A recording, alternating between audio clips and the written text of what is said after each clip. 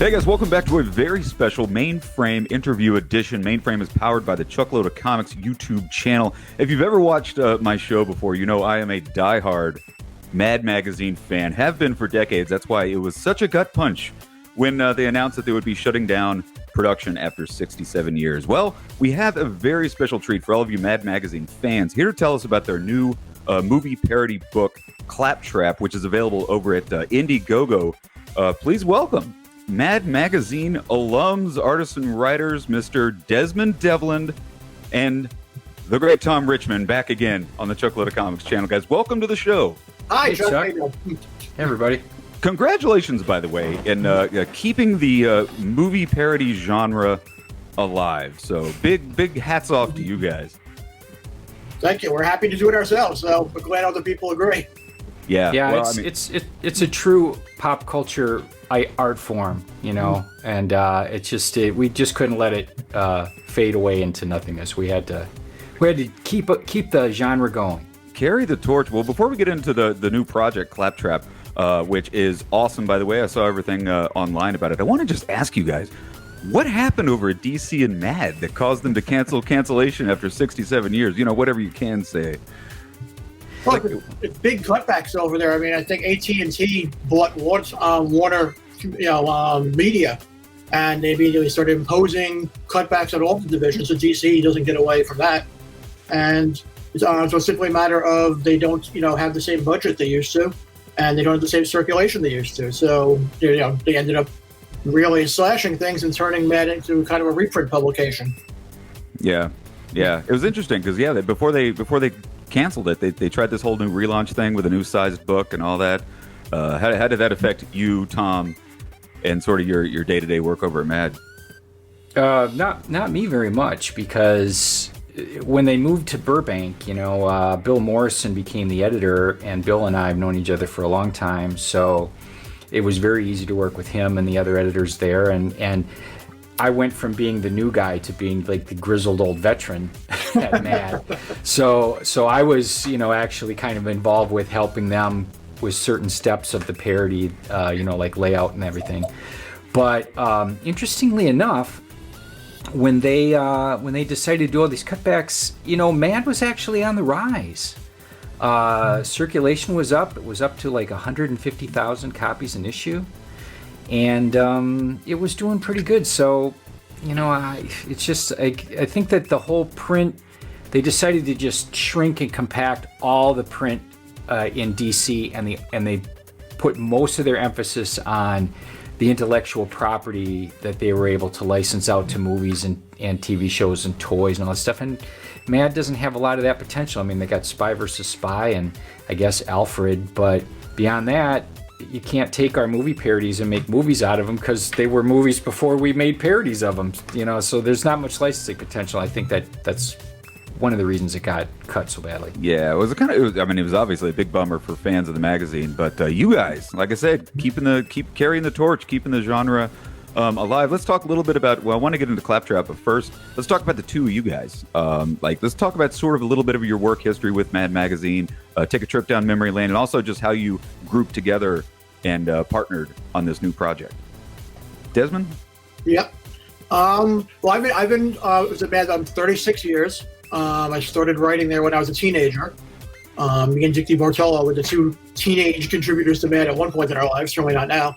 And at some point, I started, writing the parodies. They basically, offered me one sort of as a test to see, how I do at it, and they liked it. So I've been doing a lot of them for the last 20, plus years. And I started doing those not too long before Tom started at the magazine. So we just ended up being, paired up on various assignments.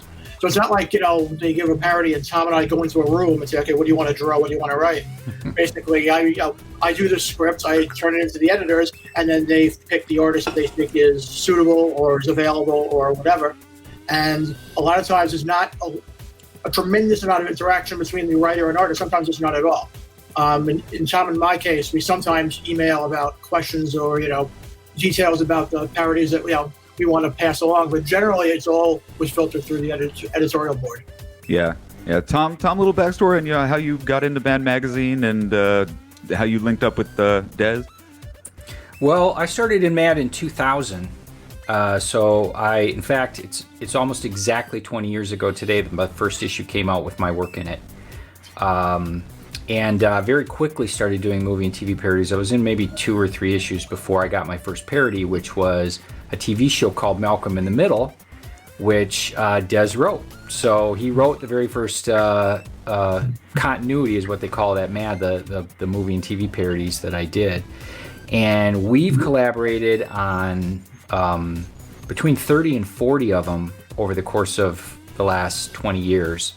You know, I've done art on a lot more than that, and Des has written a lot more than that, but they sometimes pair up other artists and writers. But so we've worked together a lot, you know, over the years doing this very thing. And when Mad decided they were going to switch to reprints and not really buy any new material or put any new stuff out there, one of the first things they cut were the movie and TV parodies, because they take up a lot of real estate in the in the magazine.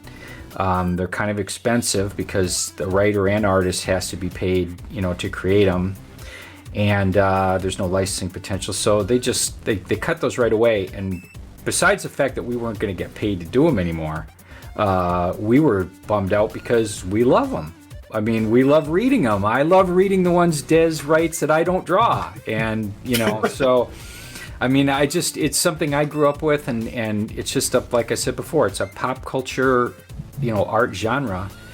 And we decided, you know what, we can do this ourselves. And so we decided to try this book project. Well, I want to talk a little bit about, but you're absolutely right. I mean, in Mad Magazine, if you see it on the rack, one of the first things you flip to, or at least I do as a fan, is let's look in the middle and see what movie parodies they're doing this month.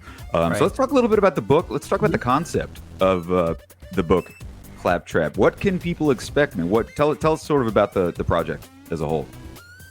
Well, Tom and I have been talking about it for quite a while. We sort of had a general idea on what to do, and we were going to do it, but you know, he had other work, I had other work, and eventually we said, well, we got to get this thing on the road.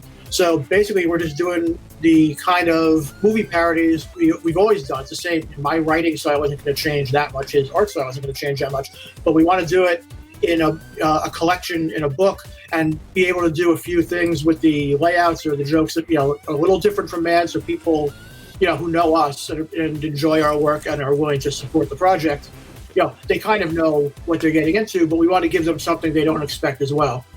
And originally the plan, we figured we were going to do about half the book would be classic parodies of the past. We've done 1 or 2 of those in the past before in Mad and got a good reception. And the other half would be parodies of the new movies that were coming out, and we'd have like an even mix. And I think Tom will tell you, you know, what happened to that plan. 2020 happened. That's what happened. Yeah.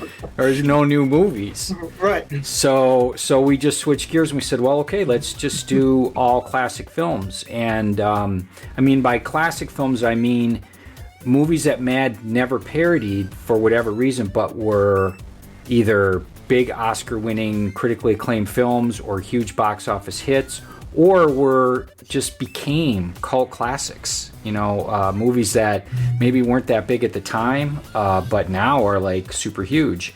So it's just going to be all those now.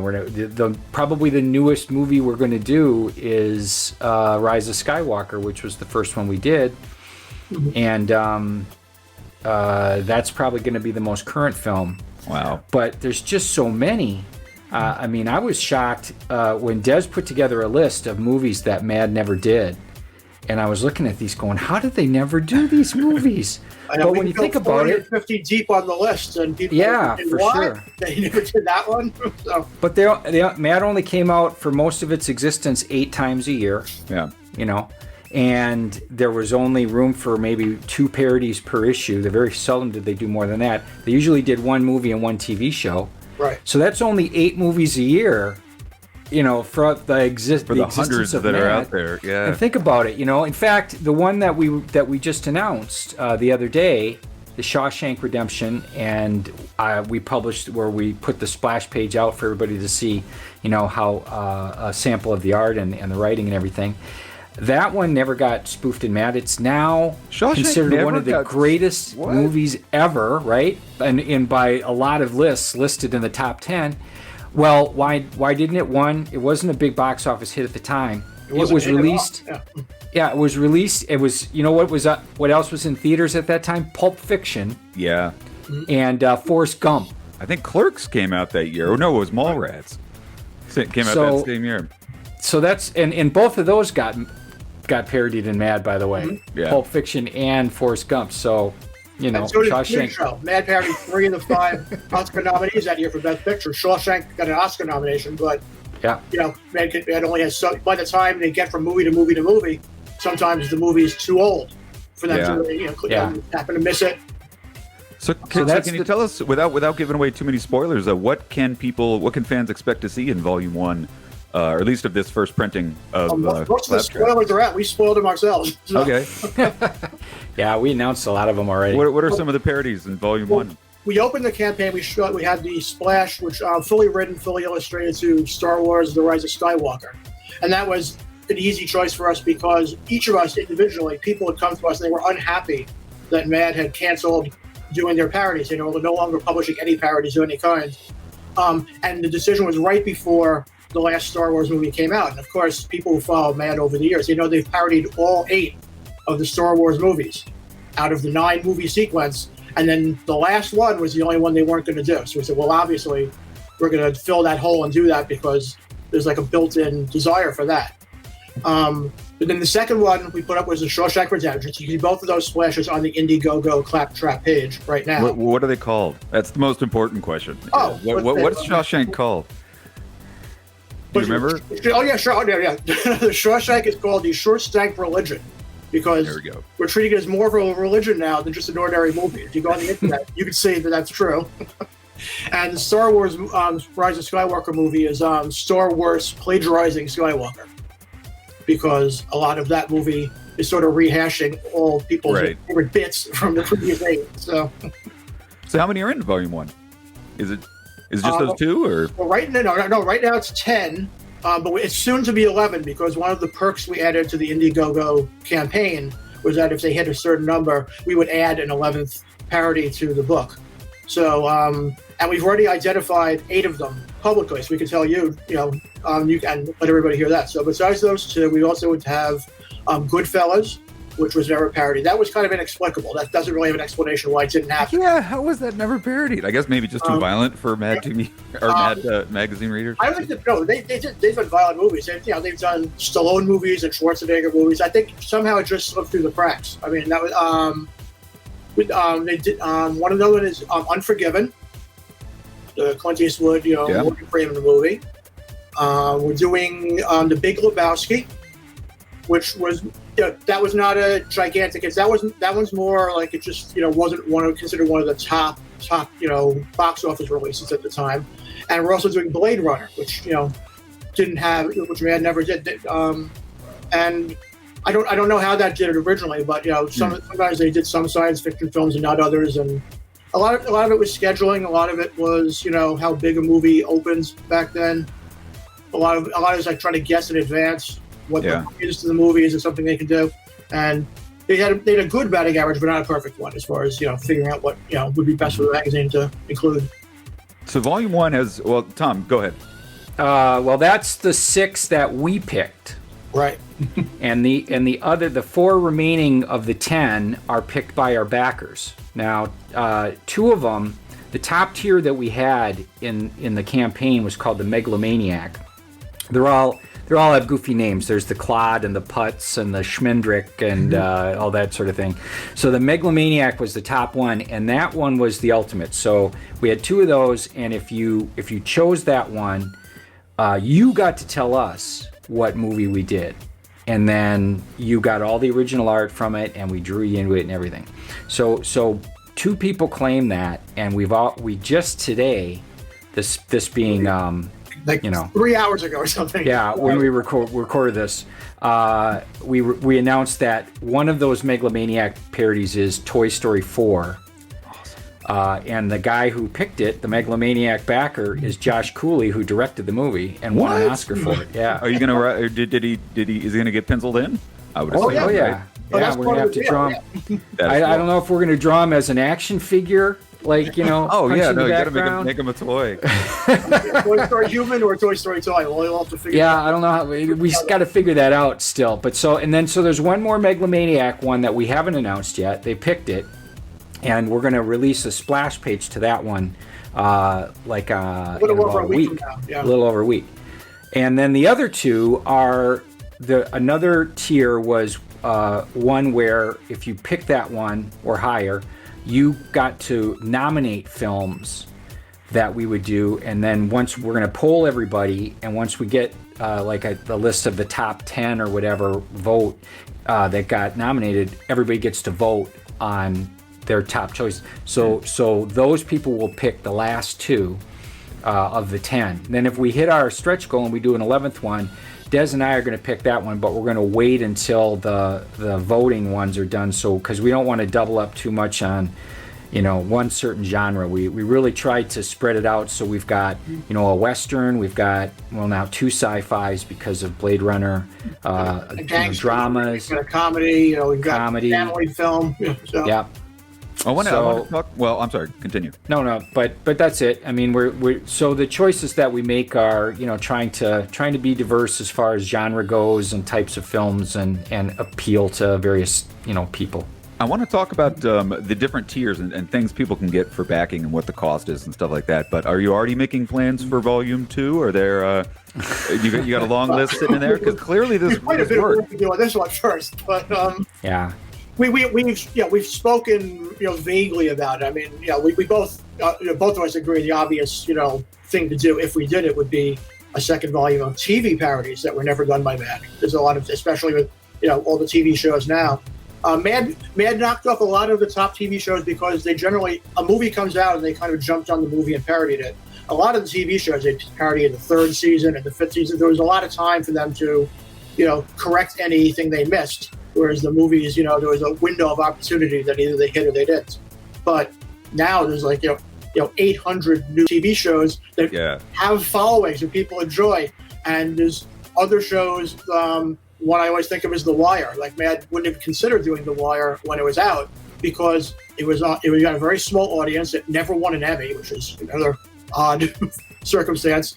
And of course now a lot of people say that's the greatest show that was ever on television, but it wasn't treated that way when it was on television. Yeah, we had actually had some of the cast members on Mainframe. They said the same thing. So that's great for us if we end up doing a book like this, because we can pick the shows that have these great reputations, even if they missed out during their heyday. Instantly, a very small heyday. My brain goes to The Boys. I can see The Boys parody right now. I mean, hell, you can just. I mean, just all the stuff that's on Netflix. The Haunting of Hill House and all that stuff that probably never Umbrella got the Academy. Mad treatment. Yeah, Umbrella Academy. People ask us about The Mandalorian. That's Oh my God, Yeah. The Mandalorian. Half the stuff on Disney Plus. I mean, they're going to start rolling out all these new Marvel shows on Disney Plus, and you guys are just going to have a field day with it, I'm sure. Well, I want to talk a little bit about the campaign itself. It ends Friday, November 30th, so you still have a few more weeks. 20th. I'm sorry, what did I say? 30th? Right. Friday, the November 20th. What I want to talk about the different levels of contribution. I looked this up on your website, and tell me please correct me if I'm wrong. But for just a $12 contribution, you get a full PDF copy of Volume 1 of the book. But you're also doing hardcovers, right? Well, I do have to correct that. The PDF version is just of the Star Wars parody. Oh, okay. It's a combination. We knew there were some people who might really be into Star Wars and not so much into the rest of the things that Tom and I are doing. Mm-hmm. So we want to make something available to them just as a Star Wars only item. And also, by putting it out as a PDF, we can get it out faster than the book. The book is going to take time to write, then draw, and produce, and then publish, and then ship. So that it won't be getting out until the second half of next year. But the PDF for the parody will be able to finish a lot quicker and get out to them. So that's tell me, lest I make any more mistakes, can you break down some of the? I know there's a lot of different tiers, and you don't got to list them all. But what are some of the first tiers that people can get when they participate in the backing? Well, after the PDF, the first thing is the book itself. Basically, we're charging $25 for the full book, which will include 10. Looks like it's going to be 11 parodies because the stretch goal we have for the 11th parody is getting very close, and it's donations are still moving on that. So we're pretty confident that it'll get there. What I don't remember the tiers in order exactly. We have another tier. Well, the next one is the Nebbish. Right. Okay. And that one you get the hardcover book. You always get with every tier you go up, you always get what was before it. So with the Nebbish, you get the hardcover of the book. You also get the PDF of Star Wars ahead of time, of course. That's right. and then what the Nebbish is just and that's $55, so it's only a little bit more. But we're doing a PDF of like a behind the scenes of the creation of that Star Wars parody. So it'll be Dez's script with his notations and all the stuff that he does on it. I'll be stuff that got cut out for space or because Yeah. And I saw that you get the pencils and the script. Right. Yep, my pencil sketches, like my roughs, my more tight pencil sketches, the inks, and then of course you get the final as well. Yeah, we've been told that on a lot of these fundraisers, people like to be brought into the process. It's not even as partly they enjoy the final product, which will be the book, but being looking at how things come to be and what decisions are made. If you compare Tom's sketches to his art and say, oh look, they moved this character over here, or he changed that expression. Or you could look at something in my script and there's a joke and it didn't go in, and you say, well, did it not go in because it wasn't funny, which is sometimes true, or did it not go in because this panel was too crowded, which is sometimes true. And they can sort of see for themselves how these things are produced and how they're constructed. And do the sketches already have word balloons and stuff, or are they just raw? The sketches have the word balloons. Oh, okay. So what I do is, since I'm also the production artist on these, because we don't have Mad's production art staff or art directors working, I have to lay it all out with all the word boxes and stuff, and then I place all that, and then I draw around it, which is the same process we did for Mad. So it's kind of it's different than comic books where comic book artists work from a script and they lay out the pages and do the visual pages, and then they send it back to the writer, who then changes the dialogue and does some stuff with that, and then they put the word balloons in, and then it goes to the inker. So all the word stuff is done first and the art's done second, which is different. And then the next tier up is the Dolt. And that's that you get all that other stuff, plus we sign the hardcover book. So that instantly brings the value of the book from $25 down to about $19.95. We've had that calculated by on eBay. Some jerk scribbled all over this thing. Yeah, take that as you will. The next step up is the Schmuck. That's for $100. You get all that stuff, the signed copy of the book, and we're doing an exclusive print that will only go out to backers. Des and I have already got the concept done, and actually we'll probably be doing that and releasing the image of it sometime in December. The next step up is the Doofus, and that is you get your name printed in the book as a big thank you for backing us at that level and above, and that's the one where you get to vote. So if you're a Doofus or higher, we'll poll you as to what movies you'd like to see those last two, and then you get to vote on them. So that's very cool. That's great for us too, because basically we want the feedback and the input from the people who are supporting us. The book's only happening because of the support that people are giving us, and they really like to give us some direction as to the things they want. So obviously voting on the 2 open parody slots is the most the biggest way that they're going to get to do that as a group. You get what you want ultimately. So people as a fan. Yeah, we just have to hope they don't vote for Cats. Right. Oh, you got to do the new Cats. Well, I only saw the first 5 minutes of it, but what I saw was just so creepy. What if they vote for Cats and then also Cats the butthole version? We have to do both. Yeah. I'm just flat out drawing the butthole version. If I have to draw Cats, I'm just going to go ahead and do it. Never mind that. The other side. Cats. Yeah. Okay, and then the next step up is the Schmendrick. And in that one, I'm going to do a sketch in it for you. Is that the one? Because this one really caught my eye. Where there's a tier where you draw the backer in the story. Is that the one you're referring to? No, that's a couple more up. There's a lot. There's a lot of levels. Yeah, we have a bunch of them. We want to give people a lot of entry points, whatever they're they think is best for them, so everybody can find something that fits their preferences to what they want out of the book, or what they don't have any interest in. So it's awesome, man. I mean, just your brain, you can just see you just started coming up with cool new ideas, and the fact that the director of Toy Story 4 actually backed your project, and that's awesome. Well, you also have a ton of stretch goals that I want to kind of talk about. Congratulations, by the way, on hitting your first 2 stretch goals. How long did that take? Thank you. Couple week or so. Yeah, I mean, I think about that. They weren't very far off from what our goal was, just a little bit more, because we added like a bookmark, and just a couple of other little fun extras. So we didn't make those stretch goals too lofty. But the third one is, that one is adding a whole nother parody, which is we're now about $1,000 away from that. So we're very, very close to that. Right. But that creates a lot. That's a lot more value for the book. It's people, get something that they want. It's additional time and work for us to do. So it's a matter of scheduling and production. But it's about another 3 weeks. Might be interested in.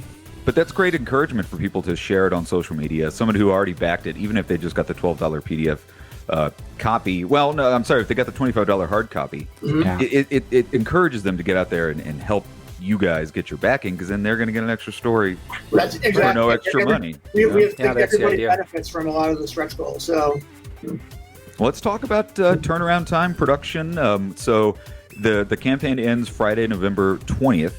How long before they start shipping out? Not to rush you guys or anything, just kind of curious.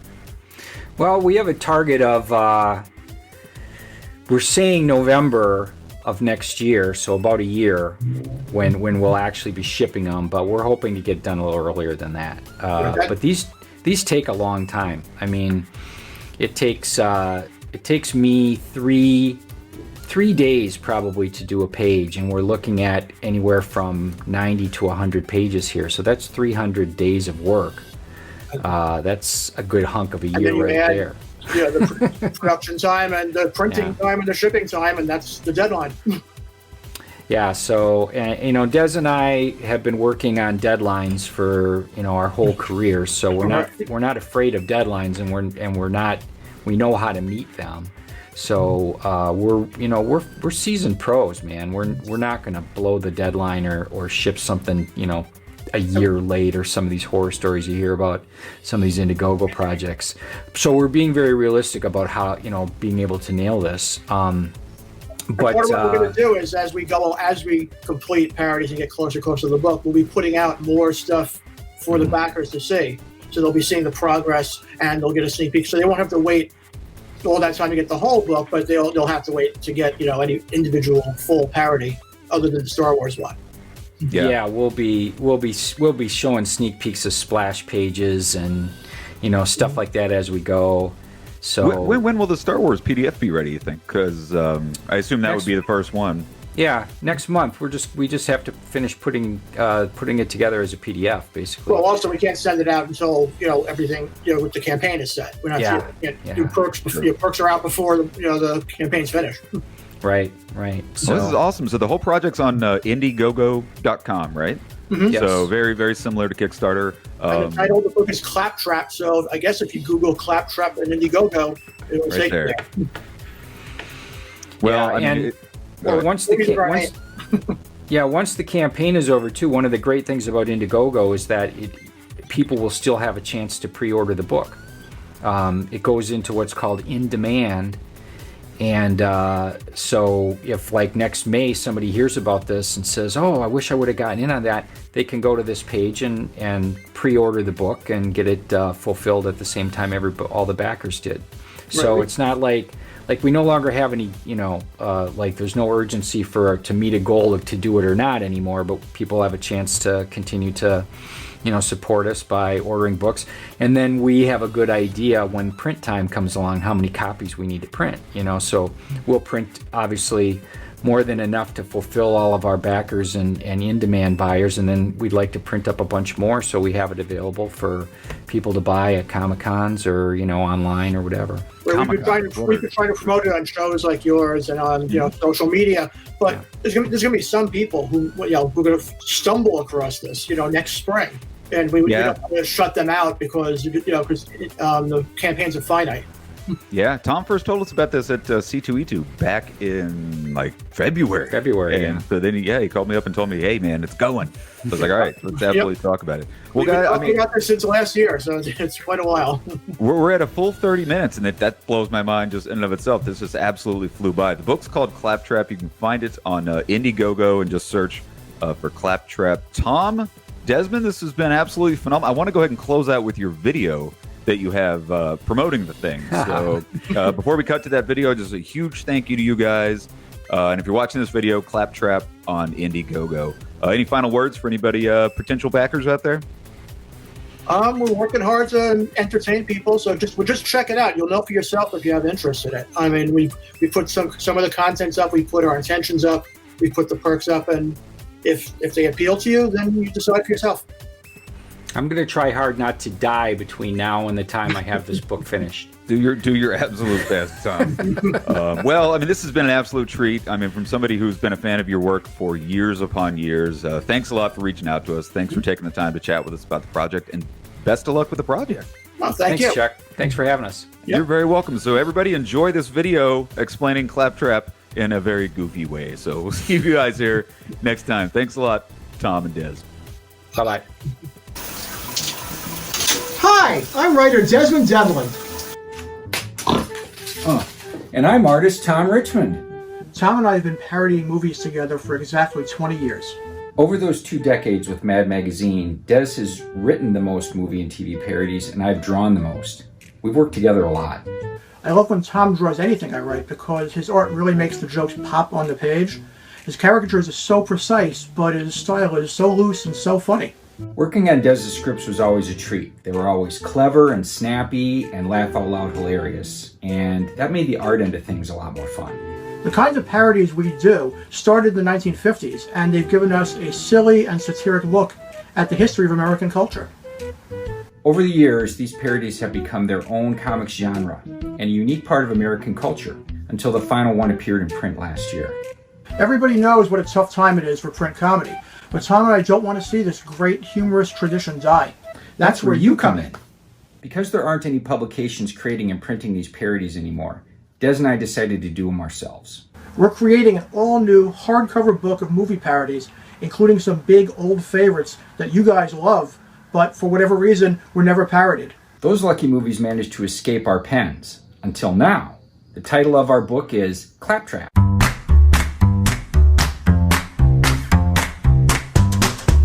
And the first movie we're doing is Star Wars: The Rise of Skywalker.